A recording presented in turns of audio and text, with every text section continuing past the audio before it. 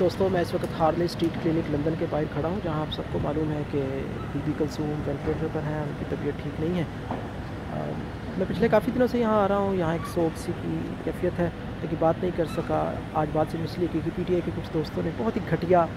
بات کی کہ Bibi Kulsoom clinically dead ہو چکی ہیں اور اس کو صرف as a political stunt P M L N use کرے گی الیکشن سے کچھ دن پہلے۔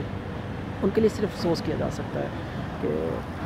کیونکہ آپ کے لیڈر کو فیملی سسٹم کا پتہ ہی نہیں ہے، آپ کو پتہ ہی نہیں ہے کہ فیملی کیا ہوتی ہے، ماں بہن بیٹی اس کی کیا قدر ہوتی ہے۔ آپ لوگوں کو آپ کے لیڈر نے آپ کو یہ سکھایا ہی نہیں، اس میں آپ کا بھی قصور نہیں ہے۔ آپ لوگ سیاست کریں پاکستان میں، آپ لوگوں کو انجینئر ڈائریکشن کر کے دیے جا رہے ہیں، آپ لوگ کی جھولی میں گھر بھر کے الیکٹیبلس ڈالے جا رہے ہیں، آپ کے لیے راہیں ہموار کی جا رہی ہیں، آپ انجوائے کریں، لیکن کسی کی بیماری کا مذاق مت اڑائیں۔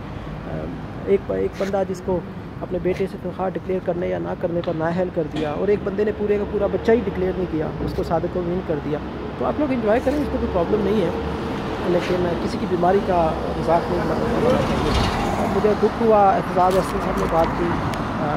کہ ہارلے اسٹریٹ کلینک ہی خریدا ہوا ہے شریف فیملی نے۔ کم آن اعتزاز صاحب، آپ کو تو میں بڑا مقدر سیاستدان سمجھتا تھا، آپ کو شاید معلوم نہیں ہے ہارلے اسٹریٹ کلینک دنیا میں پہلا کلینک ہے جس میں ایم آر آئی اور سی ٹی اسکین کر کے 3D امیجنگ کی جاتی ہے کینسر کی۔ یہاں پہ ریڈیو آرٹ ٹیکنالوجی ہے، یہاں پہ سائبر نائف اور کیما نائف ٹیکنالوجی دنیا میں کہیں اور نہیں ہے، کینسر کے لیے بھی یوز کرتے ہیں، تو اس لیے ایسی بات کرنے سے پہلے آپ کو بھی شرم آنا چاہیے کہ سب کی سانجھی ہوتی ہیں، اور فیملی بھی انسان ہے اور کسی میں بھی دل ہے، کوئی فلائی پر تھوڑی ہے کہ کوئی درد نہیں ہوتا فیملی کا۔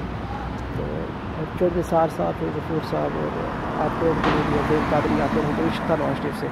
تو یہ تو ہمارا پنجاب کا پاکستان کا کلچر ہے کہ اب تھوڑی سی کسی کی تکلیف ہو تو ہم اس کو اس کے دکھ میں شریک ہوتے ہیں۔ آپ لوگ صرف ٹک ٹاک کی خاطر اس دکھ کے موقع پر نواز شریف کو چھوڑ دیں، خیر افسوس ہے آپ لوگوں کی ذات پہ بھی۔ آخر میں صرف ماں کے لیے اتنا ہی کہوں گا کہ میں جس صحرا میں بھی جاؤں مجھے گھر لگتا ہے، یہ سب میری ماں کی دعاؤں کا اثر لگتا ہے، ایک مدت سے میری ماں نہیں سوئی تابش،